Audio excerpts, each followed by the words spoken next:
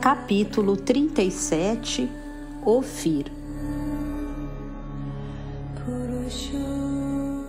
Quando Deus criou os anjos, no princípio do segundo dia, Ele os organizou em 7 castas, cada qual com sua função no universo. Dentro das ordens, porém, há categorias ou grupos ainda mais específicos, os quais os celestes chamam de estirpes. Os Shedus, por exemplo, são também querubins, contudo possuem temperamento mais agressivo e são menos racionais que os legionários comuns, o que faz deles cães de caça perfeitos. Da mesma forma, a casta dos serafins, supostamente a mais nobre, possui suas próprias estirpes. Os serafins são estadistas por natureza, obcecados pelo controle e pela perfeição.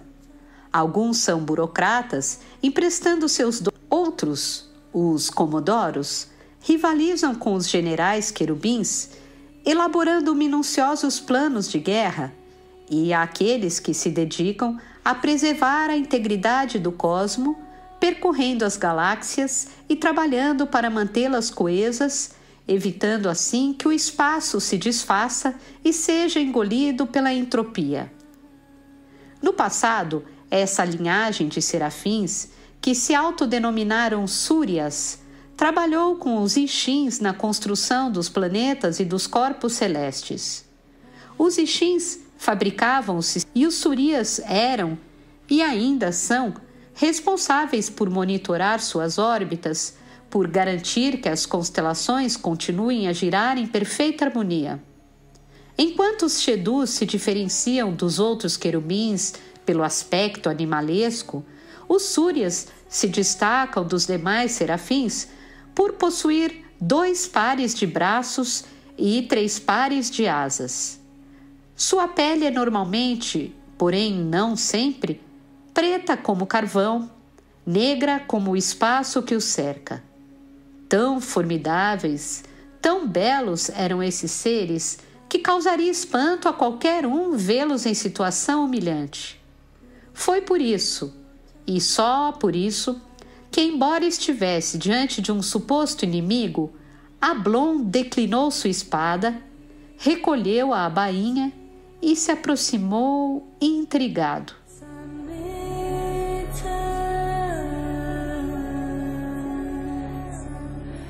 O interior do templo, erigido no cume da torre, era feito de granito, o mesmo que compunha as falésias, e o teto se alongava em funil. Nas paredes, painéis de rocha, agora ilegíveis, narravam uma profecia anterior ao cataclismo. Um poço no meio desse salão descia às entranhas da terra aos subterrâneos do zigurate redondo. E mais além, no canto oposto à entrada, estava Kali, descansando sobre um trono adornado. Ao ser enviado a Haled, antes da Era do Gelo, Metatron recebera permissão para formar seu círculo de ajudantes, que foram recrutados entre os mais poderosos membros das 7 castas. Kali, o general compreendeu, fora selecionada a partir dos serafins e era uma súria. De cútis negra e longos cabelos pretos, os cachos revoltos, tinha os 4 punhos atados por grilhões e correntes. As 6 asas haviam sido cortadas, sobrando nas costas apenas o relevo dos ossos. Usava uma coroa de ouro, pulseiras de bronze e brincos de jade e um colar enfeitado com crânios de recém-nascidos. O mais chocante, porém, no entendimento do lutador, era o rasgo que ela exibia no tórax, através do qual lhe fora retirado o coração, deixando no lugar um buraco. O coração é tido como o centro de poder de um anjo. É de onde emana a sua aura e o que lhe permite executar suas proezas fantásticas. Sem o coração, um celestial não só fica indefeso, como acaba morto. Mas Kali não estava morta.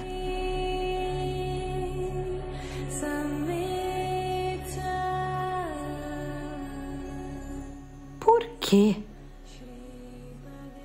Ablon se achegou ao trono até que seu senso de perigo o fez recuar. O rosto esquentou, os músculos tremeram, os tendões formigaram. Deu um passo firme à retaguarda. Apanhou uma pedrinha e a jogou na direção do altar. O objeto esfarelou-se como se imerso em uma bacia de ácido. Desapareceu completamente. Como? O que gerava aquela barreira? Olhou para o chão. O solo em volta do trono estava, ele enfim podia notar, cercado por gravuras em baixo relevo, inscrições traçadas em semi-esfera, e talvez fossem elas que levantassem a barreira. Uma muralha perfeitamente invisível, que não só impedia, como desintegrava qualquer um que ousasse tocá-la. Aqueles eram símbolos mágicos, ele não tinha dúvida. Não eram idênticos, porém guardavam fortes semelhanças com os caracteres que ele vira nos cilindros dos encapuçados no deserto e no corpo do arquimago Kotar. Incapaz de prosseguir, mais determinado a completar sua missão, o general precisava encontrar um meio de apagar o feitiço, de destruir o selo para que pudesse chegar à deusa da morte. O que ele não esperava era que a própria Kali o ajudasse.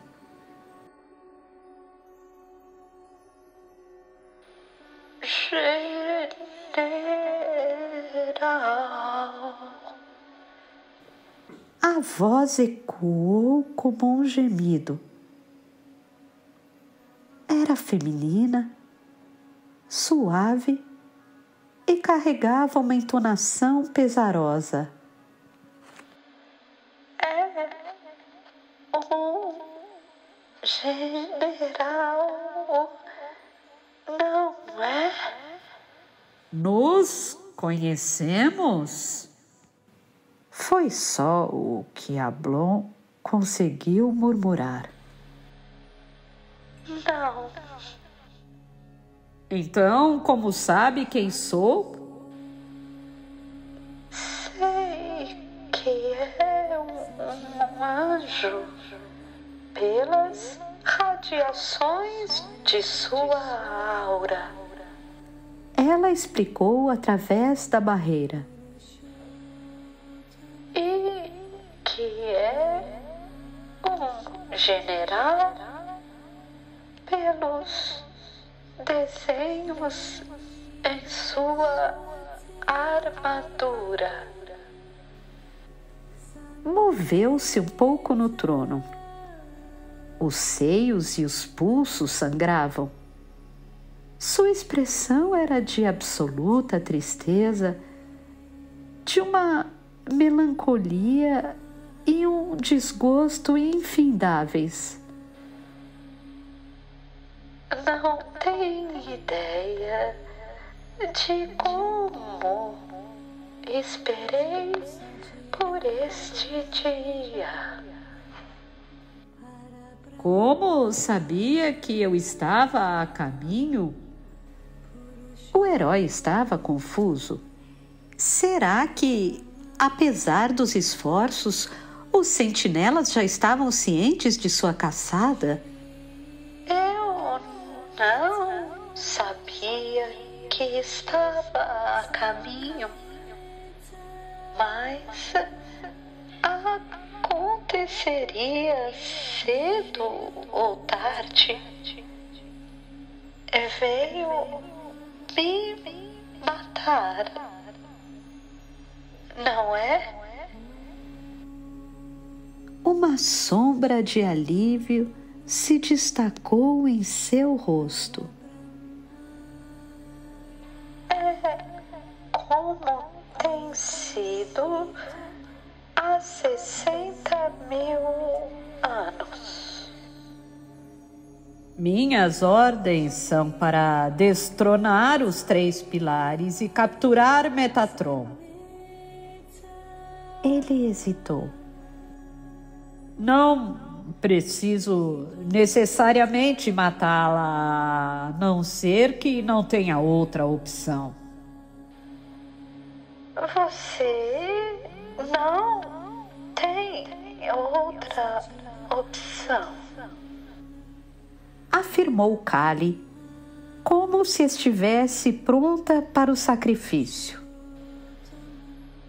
Se quer me destronar, terá de acabar comigo.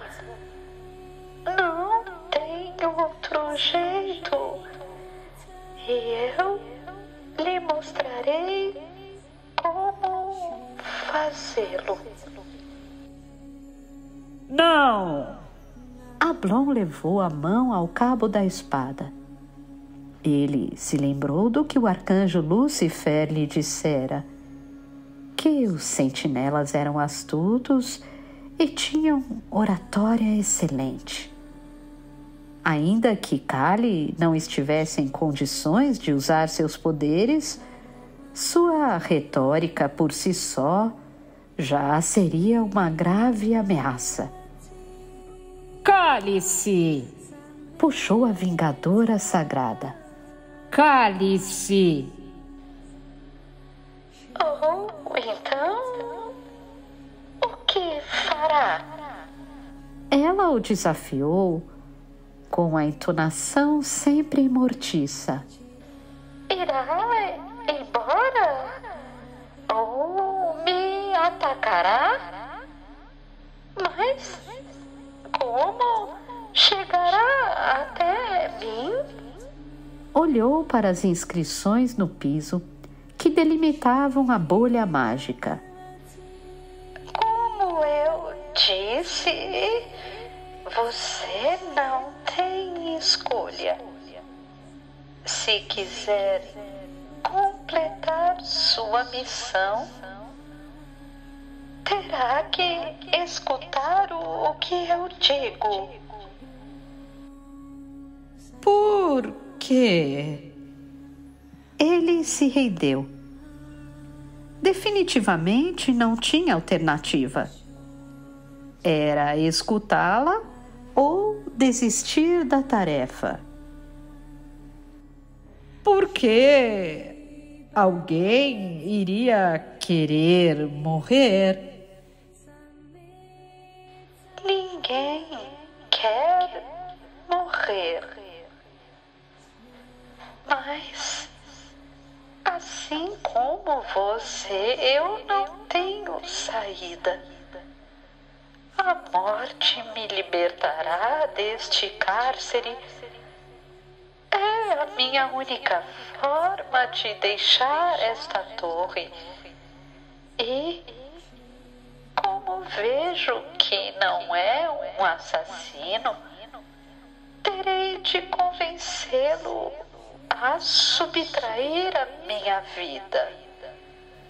Kali correu os olhos pelas paredes de rocha, encarou os painéis desgastados. Esta cidade onde estamos é muito antiga. tão antiga quanto Enoque e Atlântida, já foi chamada de Ofir, o reino de ébano e marfim. E em seu apogeu foi o estado mais rico do mundo. No fim da era glacial, seu povo se refugiou aqui, ao sul de Gondwana, onde era mais quente e a comida mais abundante. Neste local, eles ergueram seus templos, pirâmides e edifícios, bem como suas praças e avenidas. Os painéis deste santuário datam do período imediatamente posterior à Idade do Gelo e falam sobre uma profecia a qual uma deusa cairia do céu. De acordo com a tradição, a presença dessa deusa viva no templo de Ofir faria o reino prosperar, salvando, inclusive, de um novo cataclismo que acabaria com mais de 3/4 da população da Terra. Você é essa deusa? Não, eu não sou uma deusa. Sou um anjo, um serafim. E como você agora sabe, uma sentinela. Fui recrutada por Metatron no 6º dia para cuidar da harmonia deste planeta. Durante a glaciação, nós trabalhamos para salvaguardar os mortais ameaçados pela extinção idealizada pelo Arcanjo Miguel. Os arcanjos nunca planejaram destruir a humanidade. O general defendeu seus líderes. O objetivo era forçar sua evolução para que os homens se tornassem mais fortes. E vocês, sentinelas, se rebelaram contra nós. Que plano mais engenhoso! Kali acrescentou com toques de ironia. Deslanchar uma chacina para que os sobreviventes evoluam. Isso nunca me pareceu um ato muito sagrado. E Yahvé não concordaria com ele. Como pode saber? Porque este foi o nosso juramento. Defender os homens acima de tudo. Encostou-se no trono, cansada. Como você também sabe, recebemos a nossa incumbência diretamente de Deus e no passado nos apresentamos a Ele. Não acredito. Ablon seguiu a orientação de Lúcifer de não dar ouvido aos insurrectos. Não acredito em você. Não preciso que acredite. Ouça apenas. Shri Bhagavate fim do degelo, nós passamos a ser caçados. Fui encontrada por um dos seus, um querubim, um dos caçadores contra quem eu lutei, pois ninguém quer morrer, afinal.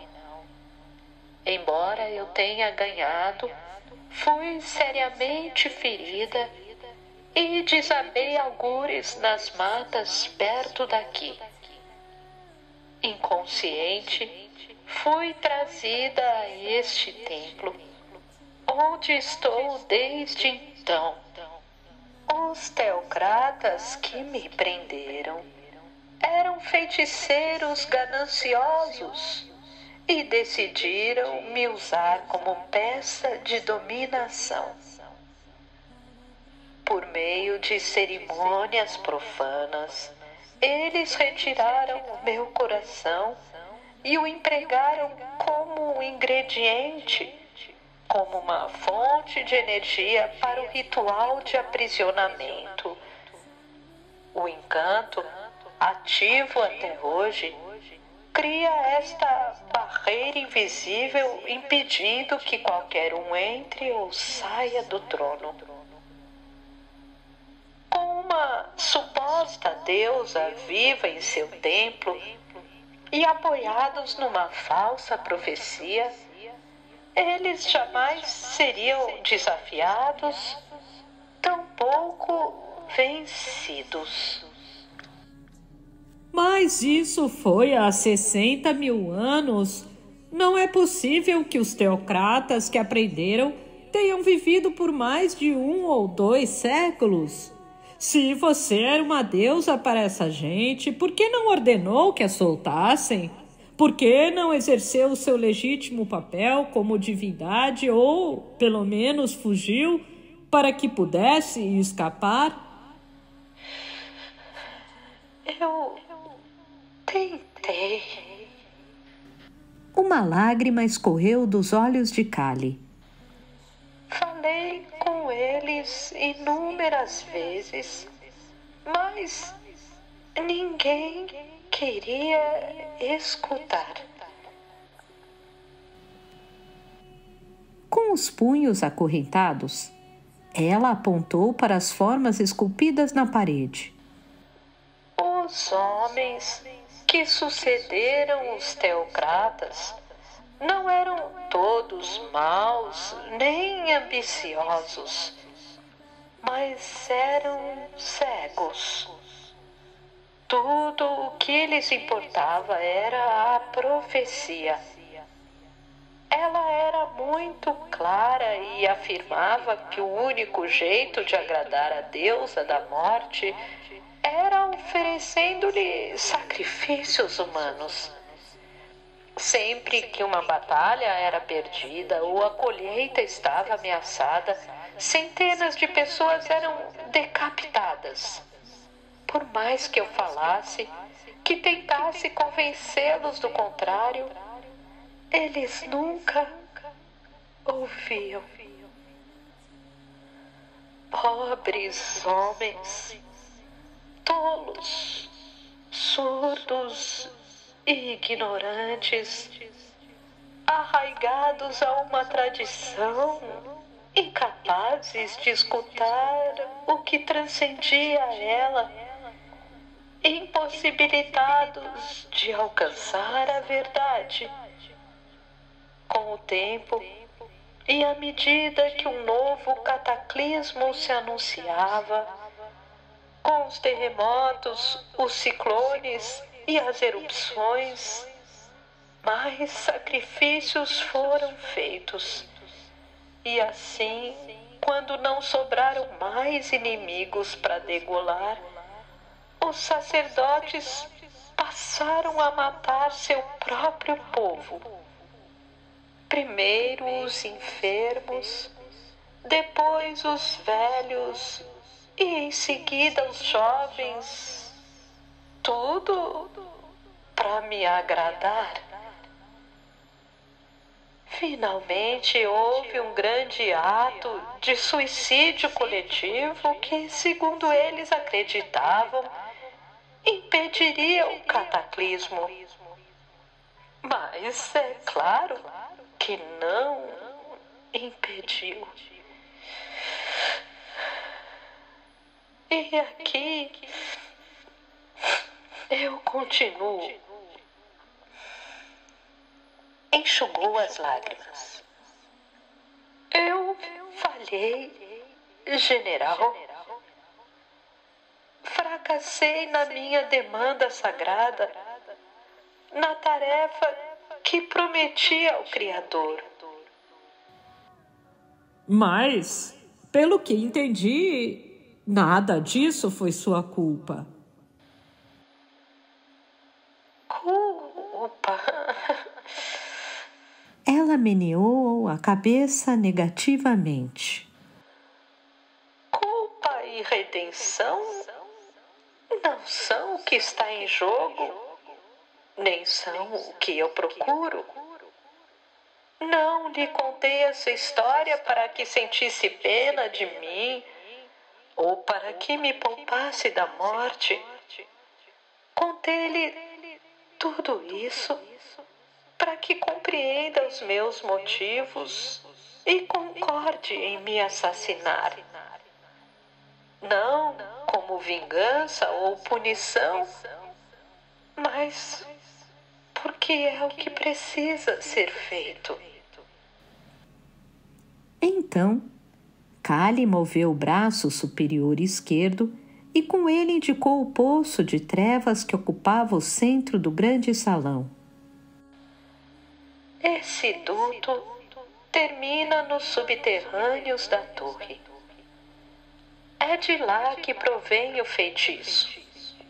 Como eu disse, a fonte desse encantamento é o meu coração, que se encontra dentro de um recipiente de ouro.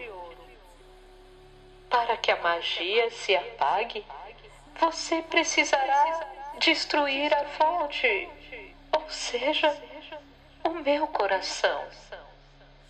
Isso derrubará a barreira e me libertará, mas também causará a minha morte.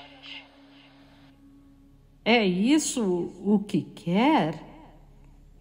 Sacrificar-se como fizeram os seus súditos? O que ganhará com isso?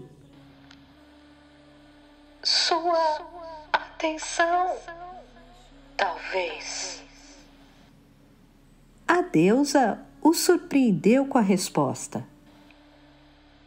Entenda, em certos aspectos, não somos tão diferentes dos seres humanos e você não tão distinto dos sacerdotes que me ignoravam. O que eu espero é que você me escute, que seja capaz de enxergar o que está além dos seus olhos, que pense, raciocine, perceba o mundo e tire suas próprias conclusões sobre ele. Mas ele não entendia. Não ainda. Foi o que eu fiz. Eu a escutei.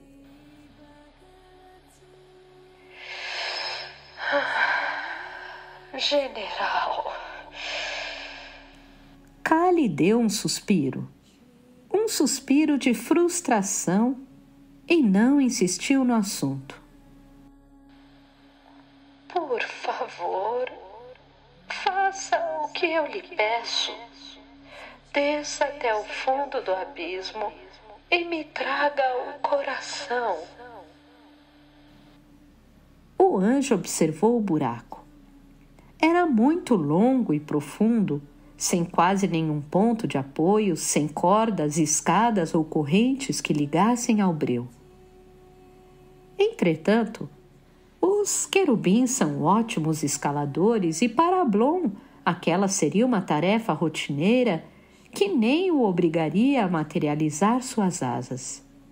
Se era só isso, apenas descer ao poço e buscar o recipiente, ele o faria em poucos minutos.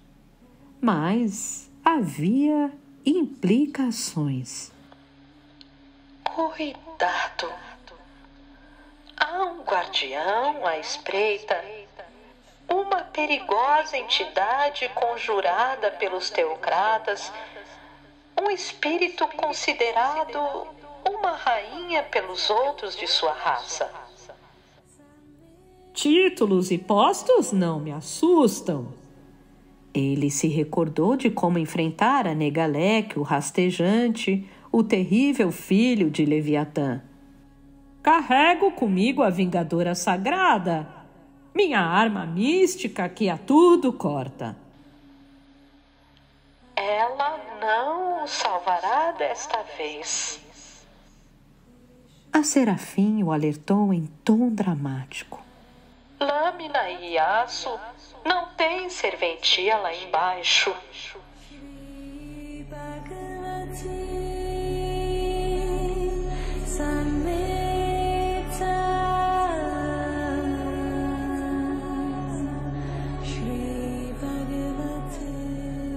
Ablon fez como o Kali sugeriu e desceu escalando o tubo de pedra.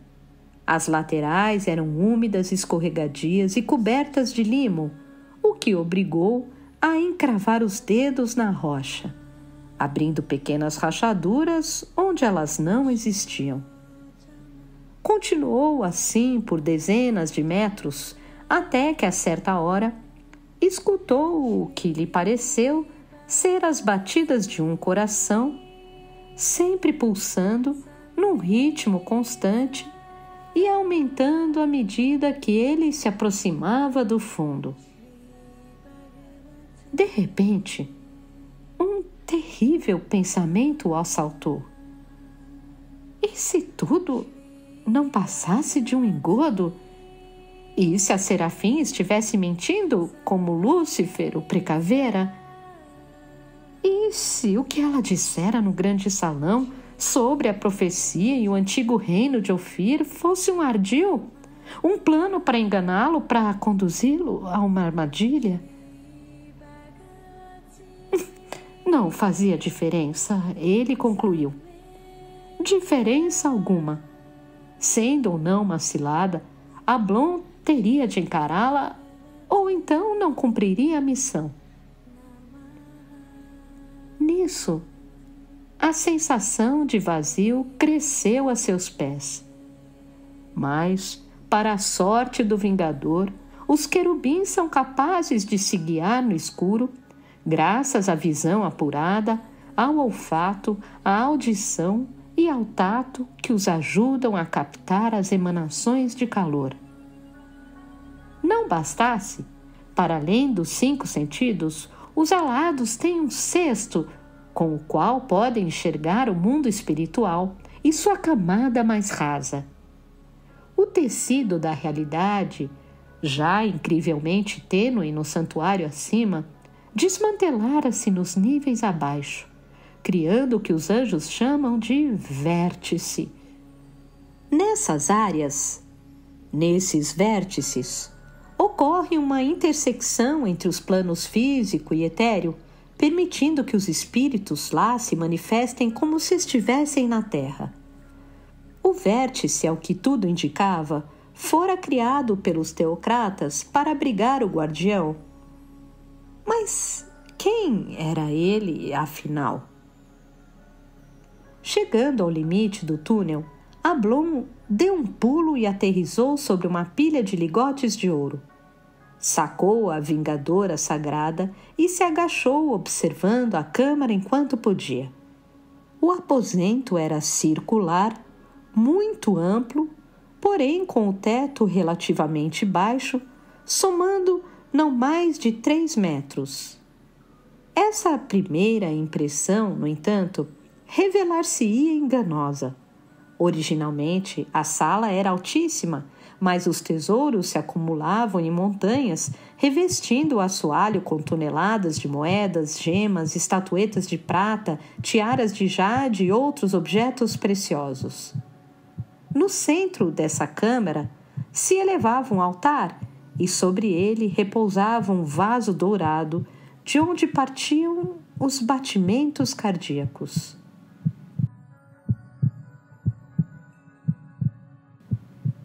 Espalhadas sobre essa mesa estavam ainda 6 asas de Kali, as penas brancas toscamente cortadas. Dessa vez, o traço inusitado estava nas paredes, que não eram feitas de pedra. Desniveladas e macias, pareciam forradas de escamas, escamas negras, escamas ofídicas. Ablon duvidou de que fossem realmente orgânicas, até que elas começaram a se mover e depois a girar em um carrossel soporífico. Nauseado, o Celeste fechou os olhos e então, a partir daquela roda, surgiu um gigantesco pescoço que se alongou e ficou em pé. Ao ouvir seu rastejar, o anjo ergueu as pálpebras e o encarou. Mas era justamente isso o que o guardião desejava. O monstro que pairava à sua frente podia ser comparado a uma imensa naja com 5 cabeças, o colo dilatado, a língua oscilante. Mas classificá-lo como uma serpente seria um erro dos mais absurdos e até injusto com os ofídeos comuns. O guardião não era um animal, era uma naga. Mais exatamente, a famosa Nagaraja, chefe e rainha de todas as nagas. Os animais são agentes da natureza e, como tudo que há no meio ambiente, possuem aspectos tanto positivos quanto negativos. As serpentes, mesmo as mais peçonhentas, são essenciais para a manutenção do ecossistema, além de anunciar aos aldeões o período das chuvas. As nagas, por sua vez, são criaturas puramente espirituais, entidades etéreas que incorporam apenas o caráter maléfico e predatório das víboras terrestres.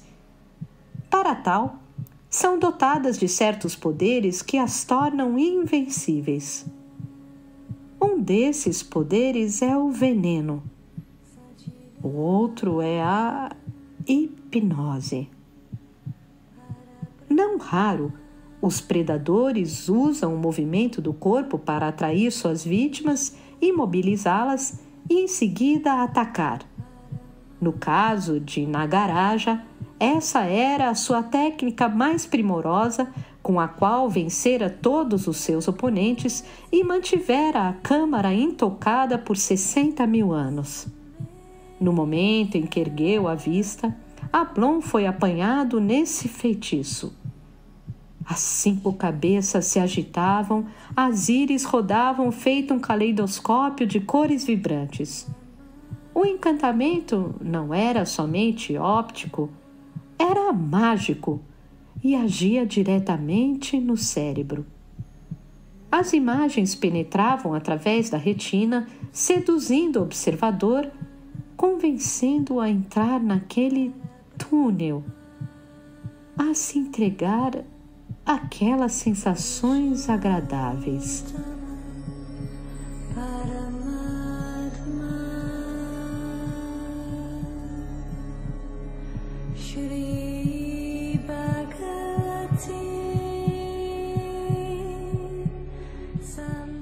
Lâmina e aço não tem serventia lá embaixo. As palavras de Kali repentinamente ganharam sentido. O talentoso general, que triunfara sobre Negalec, que vencera copiosas batalhas, que era quase imbatível com sua espada, agora nem sequer conseguia erigi-la. Estava rígido, paralisado como um rato acuado num canto, como uma mosca na presença da aranha. Com toda a sua força, ele tentou se mexer, agitar os braços, piscar os olhos, mas as pernas travaram. Era difícil até respirar. Caíra na armadilha. Tornara-se uma presa, um alvo fácil, e naquelas condições nem a armadura o salvaria. O monstro expandiu o pescoço, abrindo-o em forma de leque. Das 5 bocarras gotejava veneno, um veneno oleoso, fedorento e mortal. O corpo se inclinou à direita, mirando a jugular do Celeste. Ablon notou a estratégia e se esforçou mais ainda. Tensionou os músculos, brigou contra a própria inércia, buscou energia e bombeou o sangue. Falhou. Continuava sólido, duro como uma estátua de pedra. Então chegou a hora de Nagaraja atacar. Ela mostrou os dentes e desferiu o seu bote.